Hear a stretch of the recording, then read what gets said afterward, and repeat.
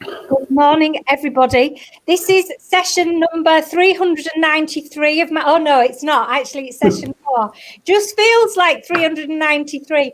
We're normally somewhere else, and we're normally, we've spent last night in a hotel and eating and drinking too much and all the stuff that we used to be able to do. And this group of people today with me know all about that. We're very, very pleased to welcome to the Drinkers, Diners and Guests We Need Them session of Microbiz Matters Day, our 7th annual Microbiz Matters Day that's always come to you online. This is the first time this year that we're using StreamYard, which is fabulous. We're not being, it's not an ad, but we're using StreamYard. So if anybody is thinking of doing an online event, because of course we made them trendy, Tony Robinson, OBE and I, and we never dreamt that we'd make anything trendy. I mean, I think he worked on fedoras becoming trendy because of Tony. But so we've got people with us this morning that are mainly from the B&B world, including the absolutely fabulous David Weston, who is the chairman of the B&B Association. And I'm heavily involved in the hospitality and the B&B world with one of my businesses, the B&B Keeper. And as a micro business campaigner, I'm very, very passionate about what's happened to the B&B, but not as campaigning as David. He's been amazing. The B&B Association have been amazing. So, yes, we'll come to that shortly. We've got Neil McNair and probably Jane hiding somewhere, but she doesn't want to be on screen. She's upstairs. She's upstairs. Okay. She's making a bed. With the dog. Neil and Jane are from No Mill Guest House, and Neil, my husband, and I, not that Neil, my Neil, spelt differently, have been trying now twice to get to stay with them. And both times, Boris and his government plans have had other ideas. But anyway, we will get to the Yorkshire Dales at some point before the end of 2021. We've got Becky over in Manchester. You're in Manchester, aren't you, Becky? Yeah. And Becky is from Tempt Marketing. And Tempt Marketing works with the hospitality and events industry, both of who I am very involved with because my husband's in the events industry. So, hey, what great industries to be in at the moment. And so, yeah, thank you for joining us, Becky. And we've got Tony here in Scarborough. If I stand outside my front door and shout, you could probably hear me. But Tony has a very interesting story because Tony's bought a B&B. And since he bought it, he's not been able to open the door, have you? Well, you could open a door, but you can't open it to a guest. So, yeah. Good morning. Oh, I can't hear you, Tony. No, I can't. We can't hear Tony. So we're going to leave Tony tinkering with his technology. So, David, tell us a little bit about the B&B Association, what you do. I presume you're a micro business, the B&B Association. Are you a micro business in your own right? I guess we are, yes. Can you hear me, by the way? Yeah, great.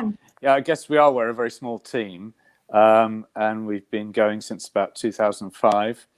And we're here to fight the corner of small B&Bs, guest houses, independent hotels, and to keep them informed, to be a support network to them. I ran a B&B for 10 years or so in Sherborne and Dorset. So I know exactly what it's like to be on the front line and running it. And as you said at the beginning, you have to be an expert on everything, fixing the IT and making the beds, doing everything yourself in a micro business. It's very different. And people don't have time when they're running their businesses. And especially with something like B&B, people come from other walks of life and they haven't necessarily had training in the hospitality sector or experience previously, so they find it really useful to have a network and resources for information to turn to on things like rules and regulations, and on more interesting stuff like discounts and offers and deals, help them run their business. But since the crisis last year, obviously the big focus all the time since March last year has been on translating all the various rules and regulations, the changes to members, making sense of them, trying to understand them and communicate them, and the other way round, lobbying for more financial support for people from the government, or should I say governments, because we're also doing the same in Scotland, and with the devolved administrations in Wales and Northern Ireland as well. So, and B&Bs fall through between the stools so many times in different areas because people devise rules for big businesses and they forget about B&Bs, and because they're in people's houses, they're sort of, for various reasons, they didn't qualify for a lot of the initial support because government produced the support and said, great, here we are, as long as you've got a rateable value of this or that, business rateable value, here's your grant. And then, we had to say, well, pretty much half of our members aren't on the business rates scheme. They pay only, council tax instead of business rates. And so they didn't qualify at all for any of that. So it took weeks and weeks of lobbying before they came up with the local authority grant scheme, which was targeted at people paying council tax. And then other things we've had are, people applying for grants and loans that were, one of the conditions was you have to have a business bank account, because presumably all the Whitehall people that dreamed these schemes up just assumed every business obviously would have a business bank account. Well, people run micro businesses know how difficult it is to get a business bank account and how costly it is, and you don't need to have it for something like a small B&B. And your accountant and HMRC, everybody else is quite happy for you to use your own personal bank account as long as you keep the records obviously perfectly correct. They're quite happy, but then you suddenly get, and they hadn't consulted industry bodies before announcing this, suddenly said, oh, you've got to have a business bank account, which, we then had distraught members saying, I've had no help at all, I've got no income, I've been closed down, and I don't have a business bank account. How do I? And certainly at that point you couldn't start one, because one of I'm not even sure to be fair, I'm not even sure you still can, because I mean, what you're saying about the B&Bs is very much why Tony and I started Microbiz. Well, we founded Enterprise Rockers in 2012. Tony's campaigned, so Tony Robinson OBE, which I say stands for the old bugger of enterprise, not for anything else. But he'd worked with government as an advisor to senior civil servants around small and micro businesses, but realised that even the small business, a small business is up to 250 employees. Well, a micro business is one that employs 0 to 9. And actually in 2011, there was an all-party parliamentary group report that suggested that it should be 0 to 5, because once you got beyond 5, you often had back office support and everything else. Of course, that was a report that was done in 2011, and absolutely nothing, or I could put it stronger, but nothing has been done about those changes. So Tony and I wanted to make life in micro business better, and 95% of UK businesses are micro businesses. Nearly all B&Bs are micro, but well, B&Bs are micro businesses. It's very rare that they employ any, more than 9. I've been brought up in that background. My mum and dad always had pubs and hotels, and I had hoped to get somebody from, sort of a pub background here today. But anyway, I'll be doing other interviews with other people. But I think what you're saying about the B&B owners, David, was actually what we were finding with the whole micro business side of things. And so Tony and I came forward to campaign for micro business owners, and then we went into Microbiz Matters Day because a lot more people were doing it and doing that campaigning. And here we are, our 7th Microbiz Matters Day. But we've got a whole session this afternoon from 1 till 2 about Excluded UK, the Excluded UK session, because there's nearly 3 million people that have fallen through the gap for various reasons, and haven't been receiving any government support. And my husband is in the event structures business. He works for my brother and sister-in-law, who I've got my sister-in-law on as a guest later on today. And they're in the event structures business. And they, you know, We Make Events have worked like Excluded UK to highlight the issues.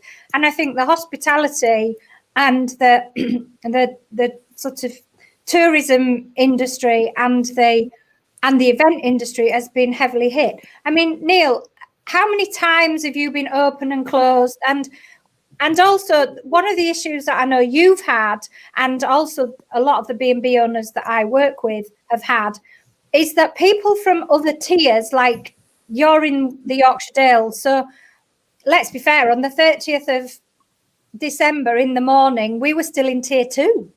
We were in tier 2, yeah. And everywhere around us was in tier 3, some in tier 4. And they still all wanted to come, but we didn't accept people from tier 3. But, you know, there were places around here that were, but we just cancelled them. A lot of them weren't very happy. They said, well, why can't we come? You know, they didn't seem to understand that it's not really a good idea. But it didn't take long. Then we was in tier 3 and then we were closed down. So we've been closed down 3 times like most places now. So. Yeah, and I think actually 4 times when you think about it. We went into tier 3, we got closed down, then we were locked down, so we got closed down as well. So, yeah. I mean, I know you've tried to come twice, but we've had people that have been booked in each lockdown, so it's like they've been cancelled 3 times now. It's really frustrating, not only for us, but for people who just want to get back to normal, really. I think and I know you've seen this, David, because I know it's one of the things that you've written up about. And if David Weston hasn't written it, or Dan Martin, who's in the next session, who does a lot for small business and works with Enterprise Nation, if David hasn't written it, or the B&B Association haven't written it, or Dan hasn't written it, I don't read it, because basically all the rules and regulations that come out, you analyse the stuff that I need, or the shit that I need, basically, is what I usually say. And then I go, yeah, this is where you can find it, here or here. And that's the situation. Becky, how hard have you found it as marketing? I mean, have you had more people come to you, or have you had... I mean, gosh, it's been such a roller coaster since it all kind of kicked off, hasn't it, in March? So obviously there's been multiple challenges from, when it all started. So, I lost a load of clients and, you know, everyone went just into panic mode. Since then, I mean, it's not been all too bad. You know, we've diversified outside of hospitality and events, which I feel a bit of a traitor for saying, but, you know, you got to do what you got to do. And we're bringing clients back who are planning for this year and ahead, you know, 2022, and then just different clients. So I had a client, you know, a big client of mine who it's a Christmas pop-up. So we launch, you know, we start the work usually kind of August, summertime, July, August, and lead up to a big launch in November. And it's across 3 cities as well. So obviously all in different tiers. And it was just quite obviously laborious and frustrating for the client. And obviously they never managed to open after, you know, multiple announcements and changes and all the communications that we've got to put alongside with that. So it's kind of like I've had challenges for my business, but, you know, obviously so have clients, and it's devastating. And like you say, for the events industry, I think there's 2 separate, you know, there's hospitality, which have been fought against these continual, immediate changes from midnight, and then events industry is just on pause completely, pretty much. You know, I know there was a window where meetings of 30 people could happen, but, you know, big events have just been an absolute no-go, haven't they? Yeah, they have. And you also are involved with the Female Hospitality Network, which I must get on board with. And I mean, I think one of the things we've talked about a lot, and one of our key messages from Tony and I for this that we've put out on all our press releases, is about helping hands, reaching out and offering a helping hand. And if we could get 1 million helping hands across the, you know, millions and millions of people that are micro business owners, that's worldwide, because we've got Trip Braden over in the States who does stuff with us all year round, and we've got people in Africa and Australia, and but I think the one thing is that support network, and whether that's when I'm talking normally about this, I'll say, you know, a support network is even like you and your mate going to the pub for a beer. Well, unfortunately, not at the moment. But all those things, it's how you do that, how you bring those together. And how have you found with the Female Hospitality Network that it's been there to help? Yeah, I mean, it's a brilliant organisation set up. So it's all voluntary led. And I'm heavily involved and work with the founder to kind of manage events. And obviously everything went virtual since I think we had a live event like pretty much a couple of weeks before we went into lockdown. And then obviously everything's been virtual. But it's alleviated things so much in terms of the community and, you know, open, honest conversations, because so many of the community have been lost their jobs completely, made redundant, been on furlough since forever. I know these are females in management positions across the UK, across, you know, restaurants, bars, pubs, B&Bs, hotels, event spaces. So it's just, it's been amazing, actually, the kind of conversations and the kind of uplift in positivity and sharing ideas, sharing challenges. We had an event last night, which again was obviously virtual for members, all around kind of motivation and goal setting for this year. And it was just amazing. It was brilliant. It's such a good, positive community for people that want to get involved. Good. So Tony, tell us a little bit about your story, moving to Scarborough and getting ready to open your B&B that you've still not been able to open yet. Well, that's if you can hear me now. Yay! Oh, good. I might be better if I kept it muted or whatever I'd done. I guess we've got to get better at this stuff, haven't we, in the future? Well, it's funny because I've been on various radio programs and whatever, introduced as a hotelier, and I'm just a person who lives in a big house with lots of toilets. Really, that's all I am, because we've not had a guest. Moved here in mid-October. I guess we knew things were tough. We didn't know it was going to be quite this tough. We assumed we'd get open in November. First of all, inviting friends as, you know, soft openings, which I'm sure David would recommend as a good idea.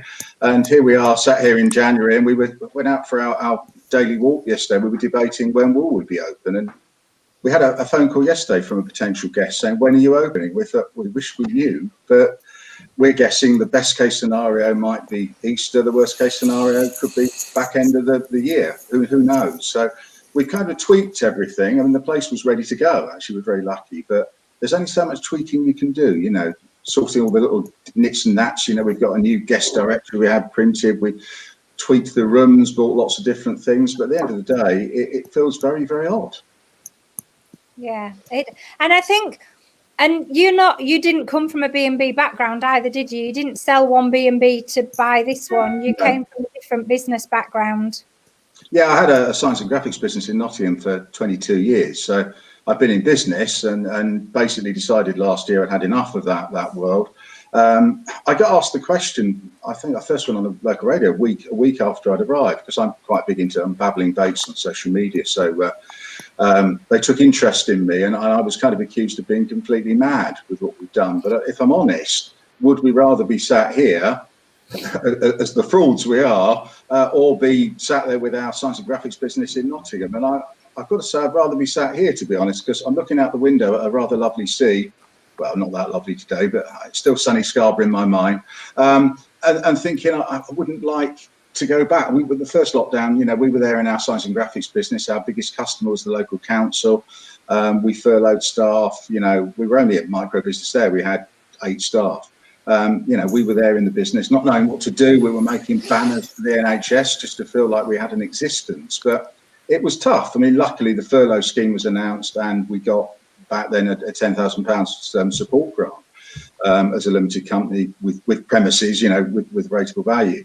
But going through the second one here, not long after we'd arrived, seemed very odd. We weren't ready for that. And the third one was a shock. But at the end of the day, you know, we do get a little bit of support. We're in a lucky position of not having any borrowings. And I know, chatting to the hotel next door, they've got a big mortgage. And of course, we were talking about this yesterday. What would we do if we had that big mortgage? I really don't know. And I feel for any business that was recently set up, not in our position, where they have got lots of borrowings to service. And I think the thing is, like yourself, Neil, there's a lot of businesses have innovated. They've done different things. They've done takeaways if they're a restaurant, or now they can do takeout beer, but you can't do a takeout bedroom. I mean, I know you can maybe offer other services, but equally you're then putting yourself in a new market up against already existing in a community. And you're in Bainbridge in the Yorkshire Dales, which is very much a community, and work together as a community. So how long can we go on for? Actually, as Tony says, there's only so much tweaking you can do. There's only so much painting. Of the first lockdown was, oh, let's decorate the bedrooms, and then you're like, right, we've done that. So what do we do next? So how are you and Jane keeping going? I know you do amazing photography. Thank you.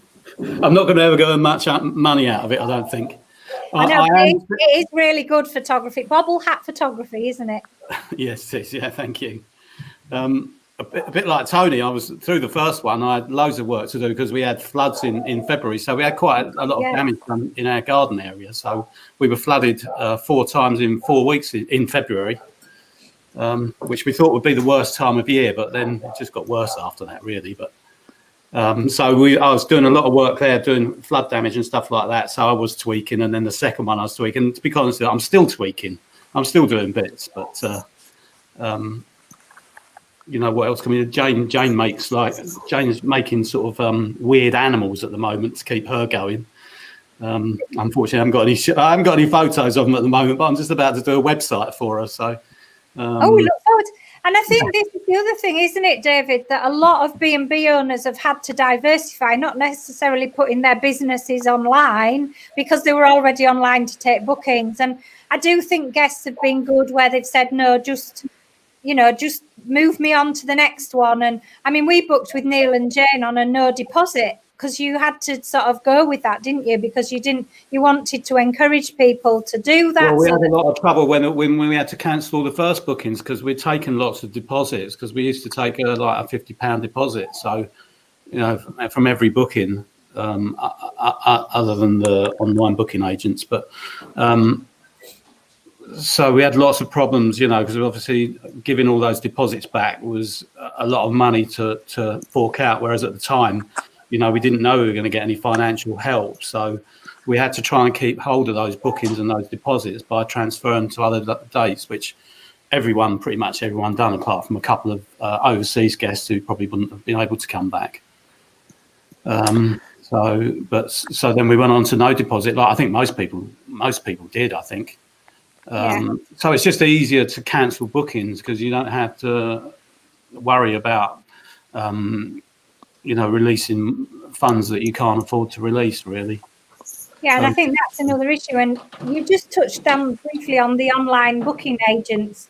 Which ones do you use more than one, and how have you found them with support and helpful or not? I'm in the dispute with them at the moment because they keep trying to charge us commission for bookings that we couldn't fulfill during lockdown because people haven't cancelled their bookings properly. So we're in dispute with them at the moment with Booking.com, and that they're pretty much the only ones we use now. Yeah, so I know a lot of people. David, you will be very aware of a lot of people that are struggling with this problem at the minute, and that becomes an additional issue, doesn't it? Because it's something else that then is another problem. And we were talking about this in the very first session about actually having to pick your battles to fight at the moment, because as business owners, micro business owners, the business and the personal stuff, which I'll talk about this afternoon, it's like my chosen subject, your business and you, how the well-being of the business and the well-being of the business owner impacts. And in fact, that was very much why I put together the My B&B and Me sessions in the first lockdown, because it was a lot of B&B owners who were going through the council tax issue. So I brought them all together. We had 12 of them from Wales and Scotland and England, and I brought them all together in one session to support them. But actually, you do have to pick your battles to fight, and some battles are big ones and some battles are smaller. And And the online travel agents are a constant battle for many B&B owners, aren't they, David? Very much so, yes. I mean, they can be very helpful, of course, because they can be a great way of filling your rooms very quickly, and a lot of people rely on them and sort of use them to do their marketing for them, and they can help us get bookings from overseas. So as a micro business, it's quite difficult to market in every country in the world in different languages, etc. And OTAs let you do that, but there is a big cost to that, of course. And yes, you've got to manage it carefully. And as Neil says, and that unfortunately, there's lots in that position. We've heard from a lot of members who've said OTAs haven't helped during this crisis. In fact, they've made it worse.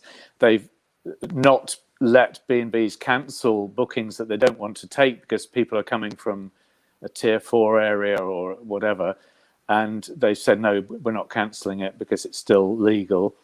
Or they'll say, well, if you want to cancel it, you've got to compensate the person or still pay our commission on that booking, even though the booking doesn't exist anymore. So it's been horrendous, because not only have you no income, you've got negative cash flow because you're giving back bookings you already had. So your money is draining away, and the OTAs didn't always help. So it's been even tougher for a small B&B. And of course, you don't have, as a micro business, you don't have any bargaining power with a multi-billion-pound corporation. So that's where we've tried to step in, because even though we're a micro business ourselves, at least as a trade association, we have a voice of thousands of B&Bs that we can stand up and try and fight some of these issues with OTAs, which we have done. But we don't want to be known as just somebody who's anti-OTAs, because we're not. They're a useful tool and a partner, but they do sometimes use their power badly, and it's not helpful for small businesses.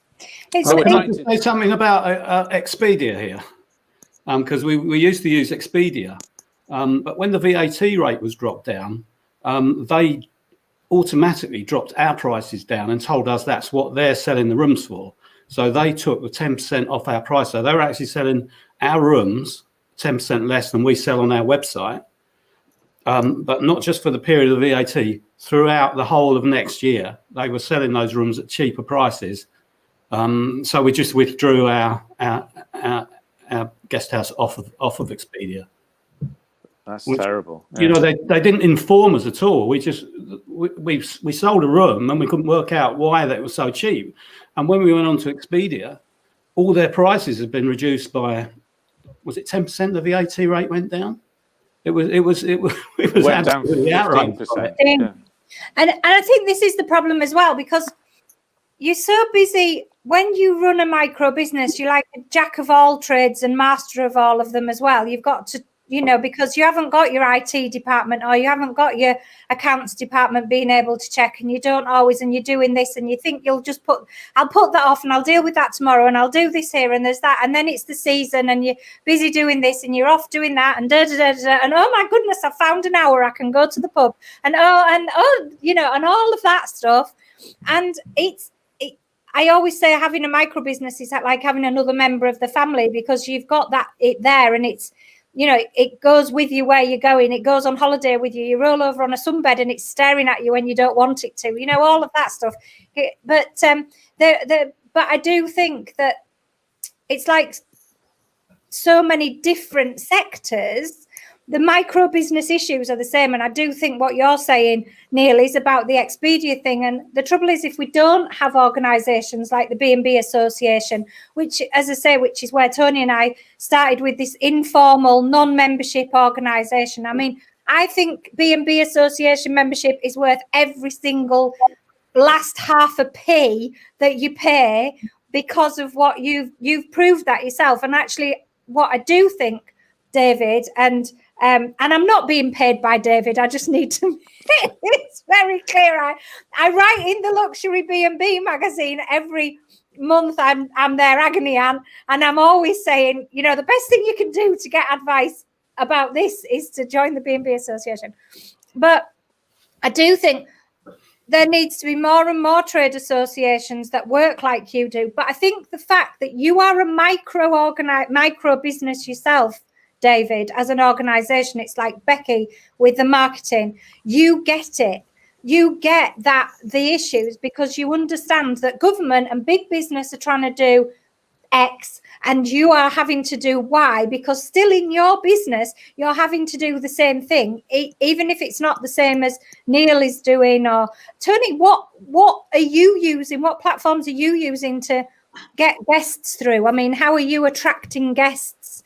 Were you already open? Was the Hotel LNB already open before you bought it, or had it been closed and you've had to reopen it?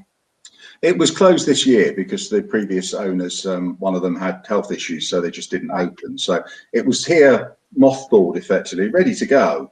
I guess they're not unusual in that social media wasn't their thing. The website was out of date. So at the moment we have a website. My old business in Nottingham, I've got a very good friend who's designing me a good website with online booking, so that they didn't have online booking. I personally obsessed, sadly, with social media. My iPad is sat here in front of me. I've been tweeting with people while we speak. I don't leave it ever. I sleep with it. And I've been in social media for many years. I got Nottingham as the first city to trend with the Nottingham Rocks campaign 11 years ago when Twitter was quite new. So, you know, I'm on Instagram and all those things. So I think what we're doing here is we're forgetting how new the disruptors are, and we kind of accept them, and the likes of Booking.com, and let's face it, Airbnb. I saw a program a couple of years ago. We accept them. It's funny because one of the things that the bane of my life in Nottingham, I lived right near the centre, was the Deliveroo bikes. And when Deliveroo came to Nottingham, they gave me free food because I guess I'm a social media influencer. I hate the expression, but I had a big following. They gave me food. I thought, how brilliant. And in fact, they gave me more food in the same week. And I think 4 times they gave me free food. I'm cheap, so I gave in. Then there I was living in an area where Deliveroo bikes were, you could see them every 30 seconds almost, all over the place, you know, and the cars of Just Eat and whatever. And I think I came to Scarborough and thought, brilliant, there's none of that. Within about the first week, Just Eat turned up, and now Uber Eats have turned up in Scarborough. So I think it's something to do with me. But we accept them, and we don't remember that not that many years ago, we didn't have the disruptors. And, you know, where I used to be, the local taxi firms suddenly were in disarray because Uber turned up. And they come, there they are in Silicon Valley, disrupting the whole world. And I know there have been occasions where they've had to limit Airbnb simply because they ruined areas. They pushed prices up of property. Because suddenly properties aren't just properties, they're becoming little hotels. And I think the control they have is the worry, because you can't do anything but use them. But I think the drive you have, and I stayed in a hotel in Scarborough about a year ago, their Wi-Fi code was actually book direct. And obviously the drive everyone should have, and I'm sure I'm not alone in saying this, is to try and push up direct booking. So have a website with direct bookings that is linked to these people, which mine will be, because you can't have double booking, but also driving your social media. And I've got lots of bookings at the moment, potential bookings via social media. Now, I know a lot of people from where I used to live and they want to come, but it has led to lots of other things. And you've got to be on everything now. I think Google Business, for example, that's created some interest recently. My experience of owning a business for many years before, I used all of those things consistently. And as I say, since I've been here, I've been on local radio 5 times. So I've been in the local paper, all because of my social media. I'm nobody. I'm here. I shouldn't be really. I'm a fraud in this room, you know, because I've not had a guest. But social media gets you noticed, and it's free. If it's not free, then pay someone like Becky to do it for you, because it's incredibly important and you can't ignore it. And you are going to be paying these online booking agencies quite a lot of money for doing very little, in truth. And I think the thing is, the interesting thing about social media, I mean, I'm obviously passionate about it, and I do a lot, and I do social media for micro business and other clients. But the reason that I got to meet Neil and Jane was because of social media. The reason that I've become aware of David and the B&B Association like I had is because of Twitter. It was actually North Nottingham, North Notts Business that introduced me to Tony and said, oh, this guy's moved from Nottingham, is, you know, follow him on Twitter. And And the reason that Becky's here is because of my friend Naomi, who I met through Twitter, who I've become friends with. She lives in Manchester. We worked alongside each other. And Sarah, that was on the last session, works with my friend Kate, who I met through Twitter, who I've now become friends with. And it's that how you use, this is what I say to people, it's how you use the social media and how you make it work for you. And don't get me wrong, at the end of last year, I had an operation. I was out of action. I stepped away from social media, and I did, but it's about making sure that you're using it correctly and you don't get dragged in, picking your fights, as we keep saying. It's not using the negative vibe, and it's making sure that you're using the positive vibe. And as Tony said, directing bookings to it. And I mean, I'm hoping that I do believe there are an awful lot, and David will vouch for me, and you all know this, that there are an awful lot of micro business owners who don't use social media. And in the hospitality business and the travel business there are, and they're absolutely missing a trick to engage. It's like the people that say to me they don't get Twitter. And I'm like, if you're not on Twitter with a B&B where you can hook up with, in our case, welcome to Yorkshire, visit Scarborough, visit whatever, visit Helmsley. I mean, they're all great organizations that are doing a lot of sharing. Okay, so you might not be able to exactly earmark that booking that came from there, but it's back to your profile raising, and that is any amount of marketing, as you will well know, Becky. I mean, I think it comes down to, like we've already discussed, really, community, and whether that's online or offline. But social media is just an amazing tool to get to reach that community that you're looking to get in front of, and to build relationships, like you said. Yeah, we always tell our members, use everything that's free. Why not? Why wouldn't you use the stuff that doesn't cost you anything? Use all these tools. So, and do go online booking, that as Tony mentioned. There's still a lot of older B&B owners who resist online booking, but of course their clients are dying out, because all younger people they're never going to pick up a phone and telephone a B&B owner. They're just going to want to book it on their phone through an app, or book online. So we've got to embrace these developments. Use networks that are free, but also use the old-fashioned physical networks as well. We always say to people, don't forget your local networks. Make sure all your local attractions, the reasons people visit your area, maybe it's to visit a castle or to go to a particular attraction. Go to that attraction, say, hang on, I've just opened a B&B nearby. Can you put me on your list, or put me on your page of your website where you recommend local accommodation? Or wedding venues. Wedding venues have lists of local accommodation. So anyone's organising a wedding, say this is the 10 B&Bs within 2 miles of us. Go on all those, and even your rivals. And we said this and we did this ourselves with our own B&B. Make yourself known to all your rival B&B owners in your own town, because if you're full, you can recommend guests to them. If they're full, they can recommend guests to you, and that does happen. And we did that in Sherborne. We found we gave each other guests when we were each full. So all those networks help, and if they're free, use them. Yeah, and I think that's when I do some pre-startup workshops, and one of the things that I talk about is, well, it's the 5 W's, and one of them is who, and who are your customers and who are your competitors, and actually making your competitors your customers in as much as they drive the footfall. And it's the same thing. I mean, collaboration, I'm collaboration queen. If I'm not making people collaborate with each other, I'm not happy. If I'm not finding a way of promoting or sharing, or I always say, if I can't have dinner with my closest friends where I can just kick back and do nothing, I'd rather be having dinner with a group of interesting people and establishing how I can link them to each other. And and that to me is really important, because that's how we build community. And I mean, I do think one of the issues, so if we take Neil, for example, in Bainbridge is actually where my father's family come from.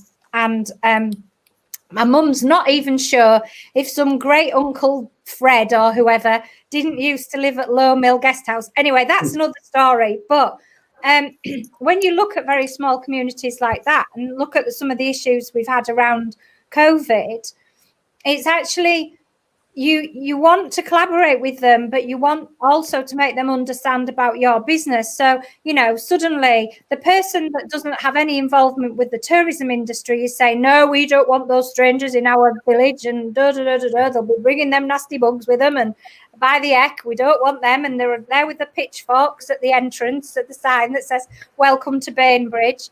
But actually that collaboration and that working together is really important in this, because you've got to make them understand that you need the guests that then eat in the restaurant, that buy from the greengrocer, that do the so-and-so, that do the everything else. And I think this is all about where we come together. You know, we might have different sessions all through this day of people doing different things, but actually in each of these sessions I could introduce somebody from another session to one of you that you would be able to look at a way of you working together and give you an idea of how to do it. And to me, that's what's important. I mean, and social media is, you know, I didn't know Tony, but Yorkshire in Business have just said, Tony, thank you for your great pictures of Scarborough. You know, I know that Neil does photography, not because I've had a conversation with Neil, but because actually I've seen the pictures shared, and I'm a nosy sod, and I actually look at different things on profiles and websites and see what people are doing. And that's what's important. That's what I encourage every one of us to do, is actually find out a little bit more about the person that you're talking to and what they do and how they can help. I didn't know until David sent the bio that he'd been involved in setting up Hospitality Today. So there we go. You find something new out every day.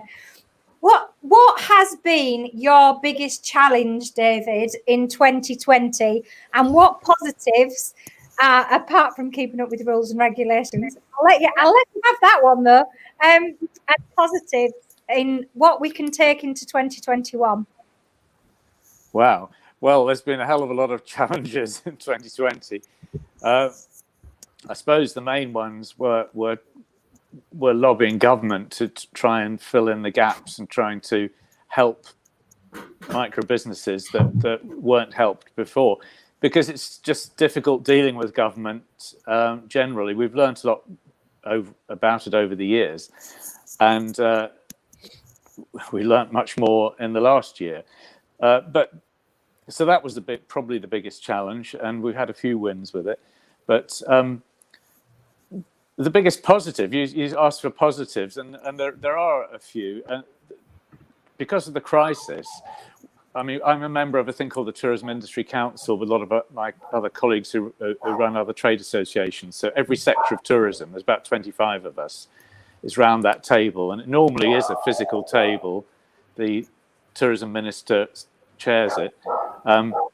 Since February, last February of last year was our last physical meeting. It's then been like this sort of Zoom or equivalent since then. But we used to have 3 or 4 meetings a year. Since March last year, they've been weekly. So we've had weekly meetings with the minister. We've had similar in Scotland. So that level of dialogue what it has achieved is people in government, officials and ministers, are much more aware than they used to be. They understand better the whole sector than before. So I think that's going to be a positive thing for the future, that they now, after all these months and all these really frequent meetings, they much more understand small businesses and how tourism works, because it's very fragmented. It's 200,000 small businesses. And so that, I think, will help for the future, as long as we can keep ministers a bit longer than, once a year. The current one, Nigel Huddleston, I think is very good. He's done a good job. He understands the sector. And it would be a tragedy if, after learning all this, if he suddenly moved on and we had a brand new person who didn't know anything about tourism, we had to start from scratch again. And that's one of the biggest challenges that we've got, I think, with government, is that because this is the same problem that we've had. And actually, it's finding a minister that does understand the industry. And I don't want to get too embroiled in government and discussion of government today, because that goes down one whoa. But we had Tony and I went to Hull to talk to Bill Esterson, and he at the time was the shadow Labour small business minister and had run a small business. He got it. He knew the situation. He knew the challenges. I mean, it's a little bit like yourself, David, running a micro business yourself that's then supporting micro businesses. It's like I do with this, with the tiny troubleshooter, even with the B&B keeper. You are your own business. You're a business in your own right, a micro business, but you're then supporting others like Becky is. But I think I couldn't agree more with you about the ministers and the fact that we need them to understand, it's like saying we need a hospitality minister. We do, but boy, does that minister need to understand the industry, because the hospitality industry, it's like the events industry. They're very different. They're very, it's like when people say to me, oh, it must be lovely to run a B&B. And I'm like, yeah, it's great. 24 hours on call, height of the season. You don't get any time off. It's not all puffing duvets and trimming roses around your door and frying a few eggs. It's absolutely not. And it's like when people say, one of my businesses, I look after B&Bs for people when they go on holiday. I am the B&B keeper. It's what I do. Oh, that must be brilliant. You travel all over the place.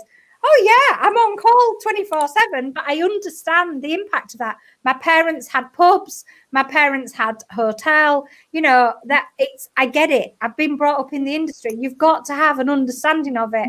And also, it's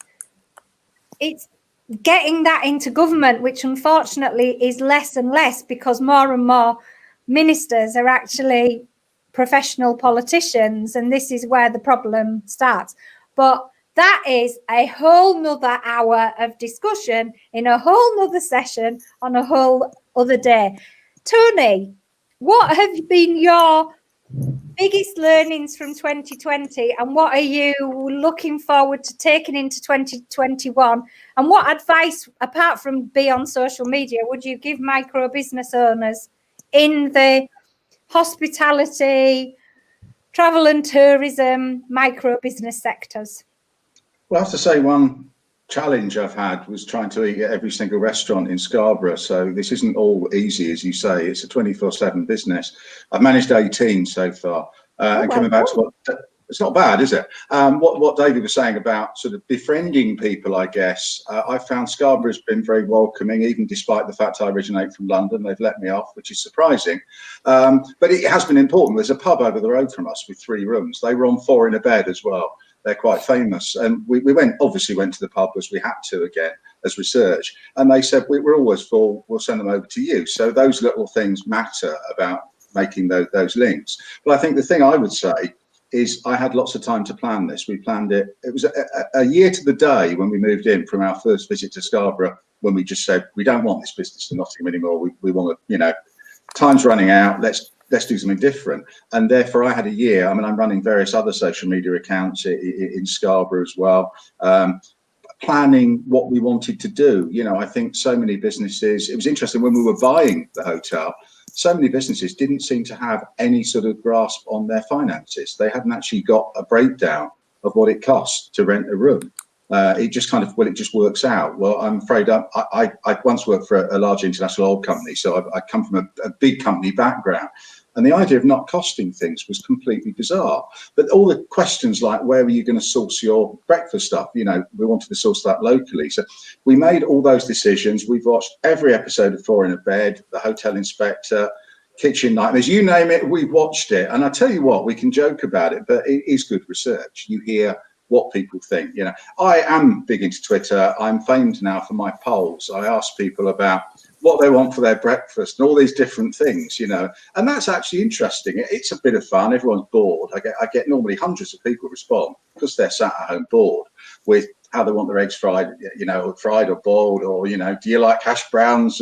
All those sort of things. The research you can do prior to it is important, and using the time to think, I guess, and build these things. You can build your social media, make sure the website's looking right, think of other places you can go, look at attractions. And I'm rewriting the guest directory. I personally don't find them very useful when I stay at places. I'm really trying we've gone to loads of places. I mean, there's a place here called, when I went on the radio talking about my 3 by the Sea, my place in Scarborough I love is John O's Field, which the presenter who's from Scarborough was surprised I'd been there.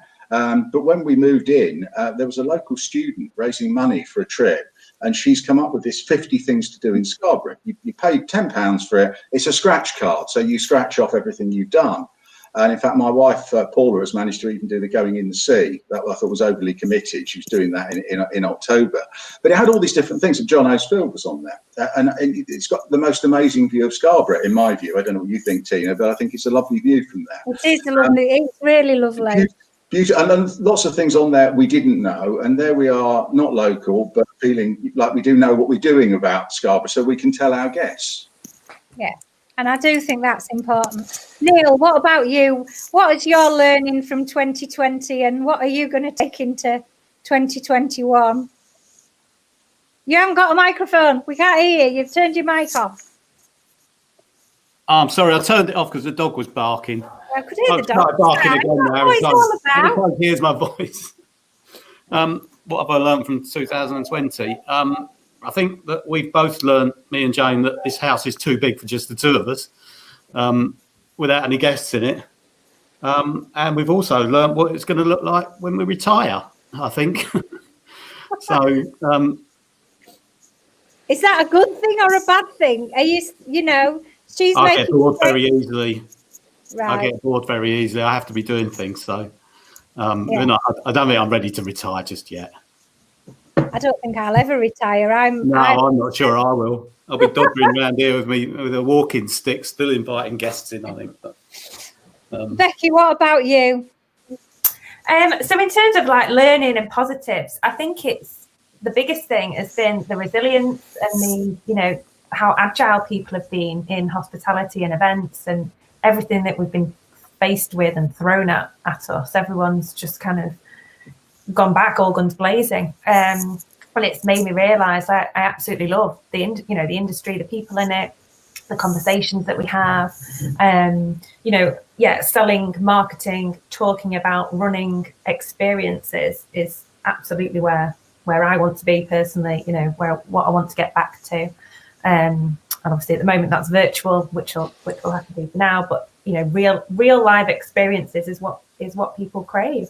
Whether that's going to a hotel on a weekend away or going to a conference with X 100 people will, there's a huge demand for that, and people crave that. And I'm hoping, and I do believe they will, that people will appreciate more of what they're getting, be less critical, be grateful for, what they've got. And I do think one of the big issues is a mental health issue, and I think that's not just in this sector. People, I spoke to a lot of B&B owners who are a bit like Neil and Jane, and have said, "My God, I'm used to having a house full of people." It was lovely for a month. It was really nice to think, I've got no guests, but actually now I want guests. I want people to talk to. I'm used to working from home when I'm at home, and then I'm used to being in a B&B, so I go from one extreme to the other. But actually, I need to get out. I actually went to Yorkshire in business yesterday to drop some stuff off, and I went, oh, it's so lovely to have some human interaction, actual real life people, and not just going to the supermarket or anything like that, but to talk business even if you're socially distanced with a mask on in a room, and to eat their chocolates and to do all the stuff that I was doing, trying to get this sorted out yesterday. But I do think that that's really important. And I think, but what I want to make sure that we are doing is actually being there for each other. And if it's through social media, this was always, Microbiz Matters Day was always an online event, and it worked through Twitter. It was massive on Twitter. We've trended on Twitter for a number of years, and that's been great. But I think let's reach out and make sure that we're all talking and promoting each other. Tony can promote Neil and Jane and work with organisations and make sure that we all come together to make that happen. So what have you got going on at the moment then, Becky? What's high on your list of what you're going to be doing Clients? So we've got January's looking okay. Yeah, we've got new clients on board, existing clients on board. So we've got a hotel that we're working with over in Blackburn. I've got an events agency that we're doing a load of content for. Sustainability brand, which is obviously kind of not in hospitality directly, but it's still around kind of experiences. And then I also helped run a business called Unique Venues of Great Britain, and we've got a rollout for various different websites to promote venues, events venues. So we've got quite a bit of different things on, which is good, positive. Yeah, we're going to be able to find all sorts online, aren't we? Because people have been building websites. Neil, you've got a website to build for Jane then on her. Yeah. What's her business going to be called, or is it called? She hasn't worked that out yet. It'd be something weird, I expect, because the animals are quite weird. So, but yeah, I can't wait to see it. I can't wait to see it at all. I'm really looking. They're all on the walls all over the place in the house at the moment. They're going up everywhere. They take about a month to make each one. So, wow, it's that is one of the things I always say to people. It's okay to have a portfolio of businesses when you're a micro business owner, and I think that's what is important. David, well, for example, can I just give you an example of what she's made? She's made an aardvark, that's a nun, and a sitting dog with a bikini on. Right. Okay. I look forward to seeing them. I look forward to seeing them. I really do. David, what's your one bit of key advice for B&B owners for 2021? I think they've got to start. Keep their ears to the ground about what's happening. I mean, we'll help with that, and then get as much lead time as possible. That's what we're pressing the government on. As much lead time as possible for when we can open, so that we can give as much notice as possible, so they can start their marketing. Because the trouble is with this type of business, you can't switch it on and get fill your rooms tomorrow. You have to have time to lead up to it. So that's what we've got to help them with, so they can start marketing and fill their rooms for as soon as we can, as soon as they're able to, which is hopefully around the Easter time onwards, and get a really good season for this summer. Can I say, this time of year we're usually getting like dozens and dozens of bookings during January, and you can usually tell what the year's going to be like when you're getting the bookings in January. But this year, there's no confidence. There's barely any bookings coming through. It's very, very quiet. Really, after Christmas has gone, that period after Christmas and right through January, February, you're normally getting bookings for spring, and summer, and they're just not coming at the moment. I'm sure they will. But they will come, but nobody has any confidence about when you can book for at the moment. That's it. We don't have no idea. They just don't know. Run until the 15th, but we're not going to open on the 15th. It's probably going to be a month after that. And we've said to the government that they know totally well they've got a massive job to do in communications. Once we know the dates people can open for, there's got to be a huge confidence building job to do, again, to make people confident in booking and going and staying and getting out and about. Yeah, and I think it's like, and not closing down businesses within less than 24 hours notice. All those poor restaurants and for New Year's Eve, I mean, it was just such short notice. And again, I think this is back to a complete lack of understanding of the industry, that actually this isn't, you don't just shut a door and this is how it is. This is a massive impact. And but again, we could carry on talking about this for a whole another hour, and that's another subject. But I'd like to thank you all. We must, when we can, Tony, we must meet up for a socially distanced chat. Hopefully we'll be able to get a little bit, actually sit at a coffee table with somebody else from a different household at some point. That would be nice. Imagine. Yeah. But the beauty of the bays in Scarborough is that there's enough beach for us to be able to stand well apart when the tide is out. I'd like to thank you all for being guests. It's been absolutely great. We're doing a Zoom after party at 5:00. If you want to join our Zoom quiz, it's over on Facebook. I think the link might be on Twitter as well. And Yeah, and Tim's just put what he'd give to sit at a coffee table. Yeah, I couldn't agree more. So I look forward to welcoming you all live from Scarborough next year. You'll all have to come to Scarborough. You can stay with Tony because he's only up the road from Saltwater where we're supposed to be.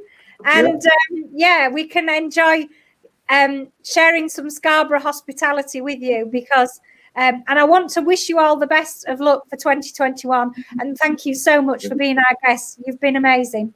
You've been great. Thank you. Thank you. Thank you. Thanks, Tina. Bye. Bye.